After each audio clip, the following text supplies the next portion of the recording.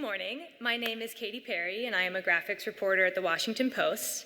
I wanted to demo today some hacks and tricks to do in R what I would normally do in Photoshop and Illustrator. So here's the scenario. Last year, I was working on a story for the Associated Press about disappearing sea ice in the Arctic and its impact on polar bears. And I had GeoTIFFs showing sea ice concentration from 1978 to 2021. And I needed to be able to place those images. I need PNGs from the GeoTIFFs. I needed to be able to place them right on top of the base map, so they needed a transparent background. They needed a custom color scale. And with that set of requirements, I would normally use QGIS, Photoshop, Illustrator, like that's my normal workflow. But in this case, I had more than 40 years of data, and I wanted a programmatic solution. I really didn't want to remake 40 maps if the color changed, or if the extent changed. And reader, it did. The color changed, the extent changed. That's, Anyway, so I have 4 scripts that I'm going to demo. We'll do 4 things. We're going to create a custom color palette with the color ramp palette function out of the grDevices library. We're going to generate our PNGs with a custom color scale and a transparent background using some functions from ImageMagick, image read, image transparent, and image write. We'll then resize our PNGs to fit the base map using image scale and image extent. And then we're going to use image crop to crop everything to make the map extent what we want. So a couple of quick disclaimers before we look at the code. Is this the only way to do this? Definitely not. Definitely not. Is it even the right way? Not sure. Does it work? Usually it works. I mean, I've tested it a lot, so hopefully it works, but we are going to demo live code, so who knows? We'll see. So let's look at some code. This is my pup, Daisy. I really love her. Okay, cool. So we're gonna start on this script. Let's see if I can zoom in a little bit and make this. Whoops. We're not looking at the script yet.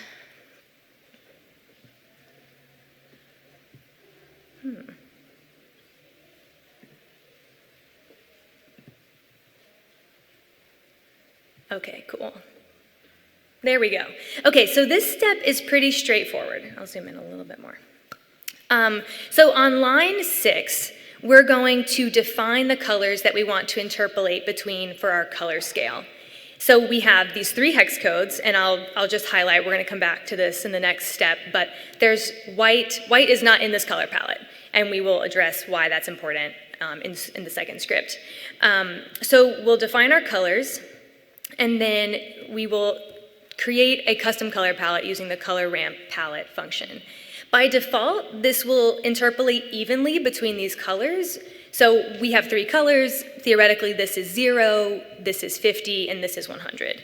You can interpolate unevenly. You can set colors at 0 and 15 and 50, whatever you want. That's what the second half of this script is for, but we will just use the standard interpolation. So the next step is now to generate our PNGs using our custom color palette. And as I said, this is hacky, so we're going to generate our PNGs, which by default will have a white background, and then we will read them back in, removing the background. So let's take a look at this loop. Things get interesting on line 37. So we are reading in our raw GeoTIFF file on line 37, and on line 38, we're using the image raster function to process that file with the custom color palette that we've just created. So I've given it 15 steps. You can give it as few or as many steps as you'd like. And then on line 39, we're plotting the raster image, and that's just for our own benefit so that we can preview what we're about to generate. On line 42, we actually will create the PNGs.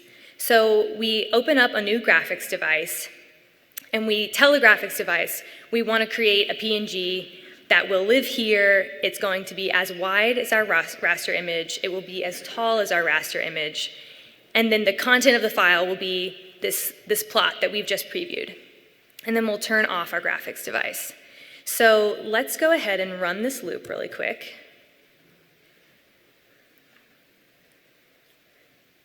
And usually they're, oh, yep, there they are. So I don't know why these pop up. If anyone knows, come find me. Why are they empty? Who knows?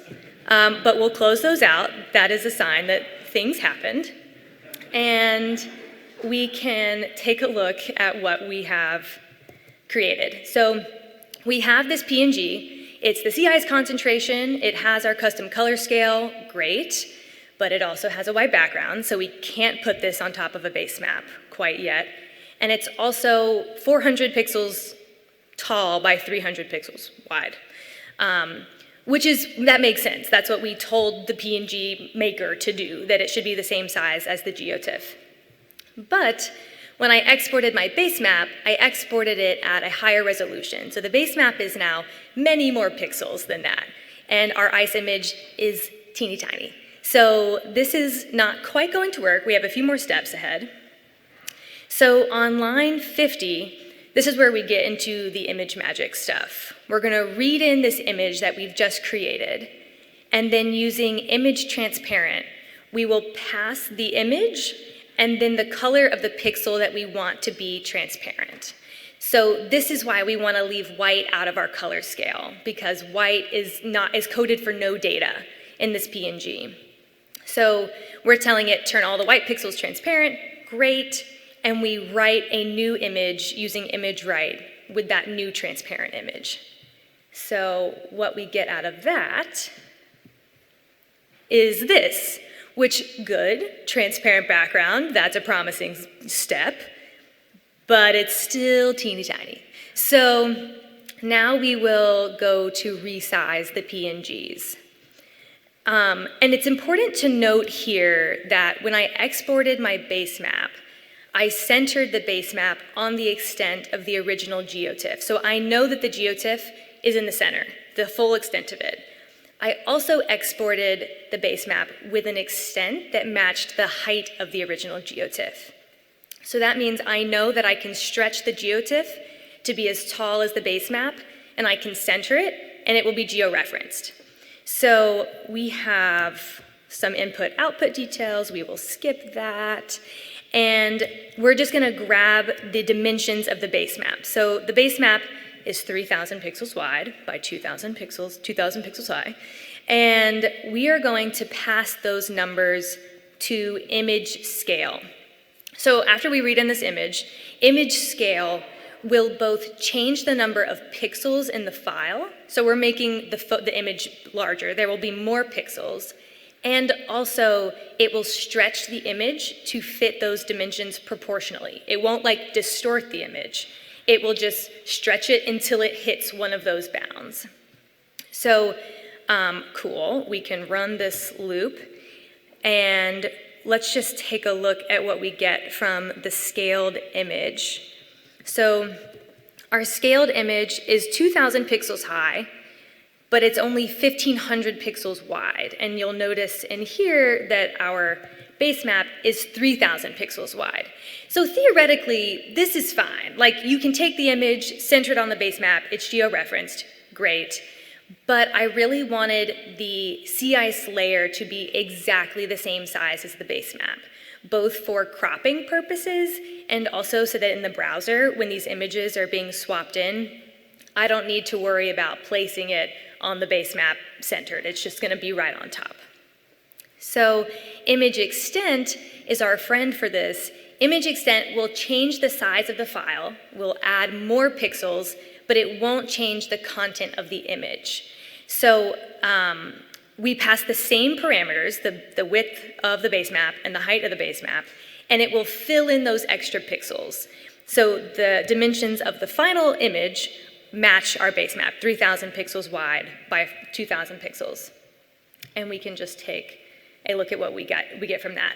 So cool, this has a transparent background, it has a custom color scale, it is the same dimension, has the same dimensions as the base map, so we can lay that on top and it's geo-referenced to the base map. So the next step, importantly, is that this is too much map. I don't need all this map. I need to crop the map. And what's really nice is that because the sea ice images and the base map are the same size, it's all georeferenced. We can crop everything in the same way and it will stay synced. And so basically we're going to use a cookie cutter to cut through everything. And we're going to do that with image crop in this loop. So image crop similarly takes the image as an argument, and then it also takes a string that will describe how we want to crop the image. And this is the width of our ideal image by the height of our ideal image. So we want it to be 2,000 pixels wide by 1,300 pixels, or I keep saying that, 1,300 pixels tall. And we are going to pass it an X and a Y coordinate, like where to start cropping. You don't have to pass it an X or a Y. By default, it will start cropping from the upper left-hand corner. But if you want to like move your cookie cutter around before you punch it through your images, that's how you would do that. So we run our loop here, and then we crop the base map in the same way. And what we get is the same image, zoomed in a little bit. It's now 1,300 pixels tall, and it's 2,000 pixels wide. And the base map is cropped in the same way, so we can layer those images and they stay synced.